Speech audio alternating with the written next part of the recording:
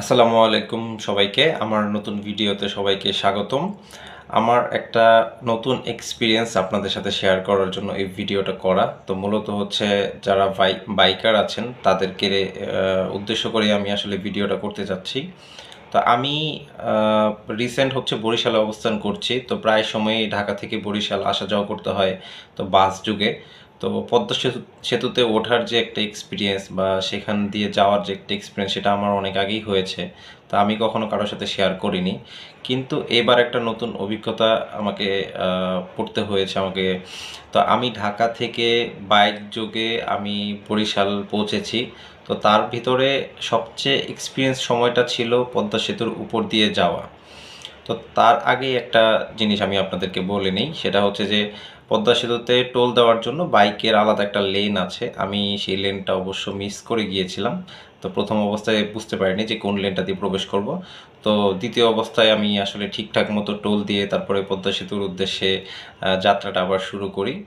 তো ঠিক যখন পদ্মা সেতুর দিকে যাচ্ছিলাম তখন সম্ভবত 8:30 বা 9টা এরকম একটা সময়, সকালবেলা।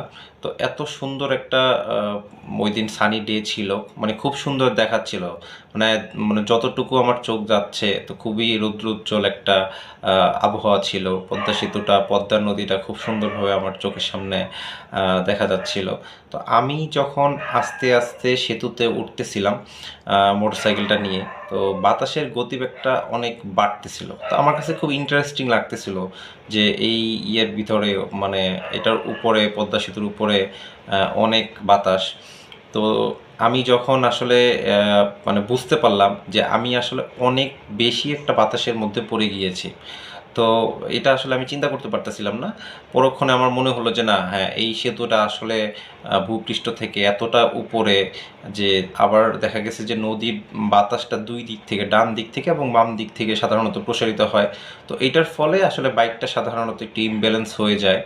তো নরমালি আমি এটার উপর দিয়ে আপনার ৩০, ৪০, ৪৫ এরকম স্পিড মেইনটেইন করে গাড়িটা চালাচ্ছিলাম। তো তখন আমার বারবার একটা জিনিস ফিল হচ্ছিল যে আমাকে খুব সাবধানতার সহিত এই ব্রিজটা পাড়ি দিতে হবে। তো আমি প্রায় অলমোস্ট ২০ থেকে ২৫ মিনিট সময় লেগেছে সম্ভবত। তো আমি সেই সময়টার মধ্যে আসলে খুবই সাবধানতার সহিত ব্রিজটা পাড়ি দিয়েছি। আরও একটা বিষয় হচ্ছে এই পদ্মা সেতু কিন্তু একটু ন্যারো। তো ন্যারো হওয়ার কারণে এখানে একটা বাস আরেকটা বাসকে যখন ওভারটেকিং করে, এটা খুবই ডিফিকাল্ট। আমরা যারা বাইকার বা বাইক চালাই, তো বাইক ওই রাস্তা দিয়ে যখন মুভ করে তখন হচ্ছে যে প্রত্যেক বাইকারকে এইটার বিষয়ে আসলে সিরিয়াস থাকতে হয় যে তারা আসলে যে ওইখান দিয়ে পারি হবে, তো কোনো বাস বা কোনো অন্য কোনো গাড়ি বা ট্রাক তাকে আসলে ওভারটেক করতেছি কিনা। তো তাকে ওভারটেক করতে যেয়ে যদি এখানে অসাবধানতাবশত কিছু হয়ে যায় তাহলে কিন্তু সেখানে দুর্ঘটনা ঘটে। এবং আমার আরেকটা জিনিস মাথায় আসতেছিল, যার কারণে আসলে ভিডিওটা করতেছি। অনেক ইয়ং ছেলেপেলে যারা, হ্যাঁ, অবশ্যই খুব ভালো বাইক চালায়। তারপরেও দেখা গেছে যে ওই সেতুর উপরে ওই বাতাসের ওই গতিবেগের মধ্যে বাইক চালানোটা হয়তো অনেকের এক্সপিরিয়েন্স নাই। আমারও ছিল না।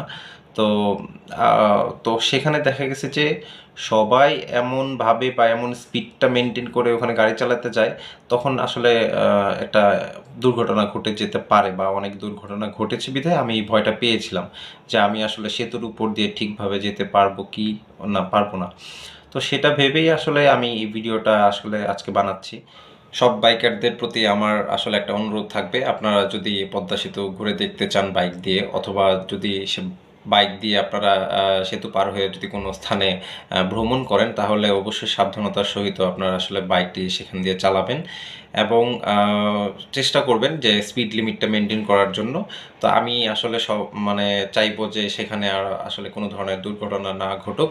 তো এই বলে আমার ভিডিওটা আমি শেষ করছি। আমার পরবর্তী ভিডিও দেখার জন্য সবাইকে অনুরোধ রইল। Stay tuned with me. Thank you.